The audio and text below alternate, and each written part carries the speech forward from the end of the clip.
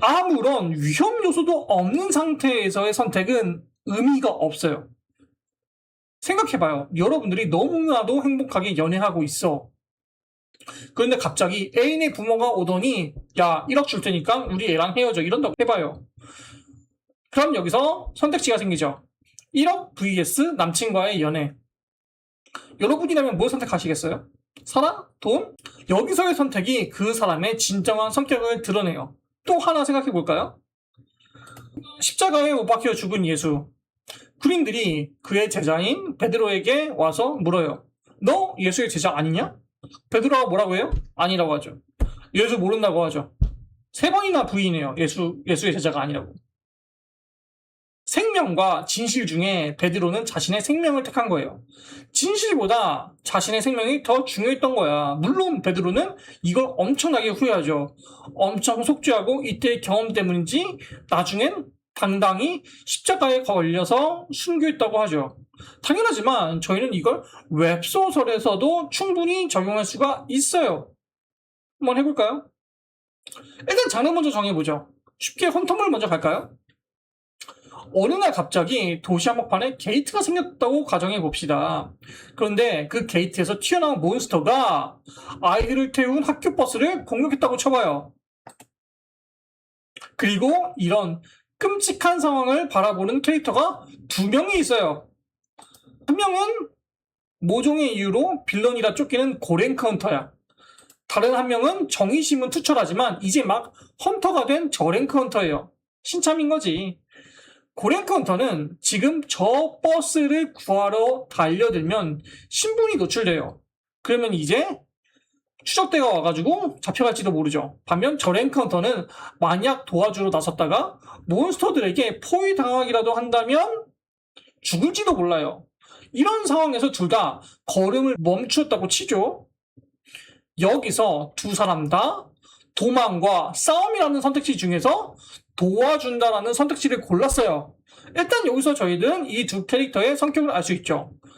자기가 위험하더라도 정의를 우선시하는 캐릭터라는 걸 일단 알 수 있어요. 하지만 여기서 두 사람은 한 번 더 선택지를 골라야 해요. 협회에 전화해서 도움을 요청하느냐 아니면 전화할 시간에 아이들을 구하기 위해 뛰어드느냐. 좋아요. 여기서 둘 다 이제 아이들을 구하기 위해서 버스로 뛰어들었다 칩시다. 두 사람은 아이들을 구하기 위해서 버스 유리창을 깨고 몬스터를 처리하고 울부짖는 아이들을 안전한 곳으로 옮겨요. 그런데 선택은 여기서 끝나지 않아요. 게이트 근처에서 강력한 마력 파동이 느껴지는 거예요. 그게 뭐예요? 지금보다 더 강력한 몬스터가 출현한 거예요. 상황이 엄청 급박해요. 이제 시간이랑 여력이 얼마 남지 않았어. 그래서 딱 한 명밖에 더 못 구해. 근데 아이가 2명밖에 남지 않았어. 한 아이는 자기랑 가까이 있는 병약한 아이, 다른 아이는 자기랑 멀리 있는 부잣집 아이예요. 둘 다 구하지 못해. 한 명만 구해야 돼. 그럼 과연 주인공은 누굴 구할까요? 누굴 선택할까요? 이런 선택을 통해서 그 주인공의 가치관, 성격, 삶의 태도 이런 것들을 우리는 보여줄 수 있겠죠. 다시 한번 얘기하지만 캐릭터의 진정한 성격은 묘사로 보여지는 게 아니에요. 압력을 주고 그 압력 속에서 어떠한 선택을 하는지 지켜보는 것. 그 선택이 바로 그 캐릭터가 되어요. 그건 우리의 삶도 마찬가지죠. 그래서 인물 묘사에 상반되는 진정한 성격의 발현은 모든 이야기의 근본이 되어요. 우리는 삶으로부터 이 대전제를 배워요. 그 대전제가 뭐예요? 겉으로 보이는 것과 실제는 다르다는 것. 저흰 겉모습으로는 사람을 알 수 없어요. 사람의 본성은 공들여 개성있게 치장한 입구 뒤에 단단히 봉해져 있거든요. 그렇기 때문에 사람들이 자신을 무어라 합리화하고 포장하든 간에 그들을 알 수 있는 유일한 방법은 딱 하나밖에 없는 거죠. 그게 뭐라고요? 압력이 많은 상황에서 어떤 선택을 하는지를 보는 거예요. 만약 여러분들이 로맨스를 쓴다고 가정해봐요. 너무나도 착하고 자상한 남자야. 근데 이야기가 끝날 때까지 그 어떤 비밀도 숨겨진 연애 행각도 없어. 진짜로 착한 남자였어. 인물 묘사랑 성격이랑 일치해. 그러면 어때요? 재미가 없겠죠.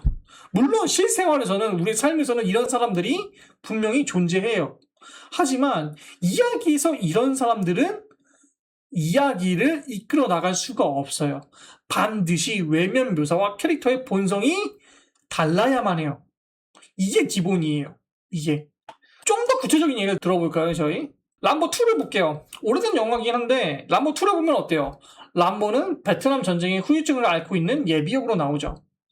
하지만 천성인 나쁜 보안관이 등장해서 람보를 자극하니까 어떻게 돼요?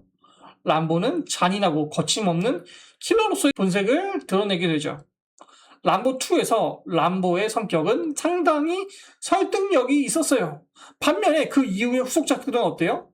초영웅적인 인물 묘사와 그 성격이 완전히 합치되면서 아동 만화 영화에 나오는 아주 단순한 인물로 그려지죠. 이 반대가 있어요. 그게 누구예요? 바로 제임스 본드예요.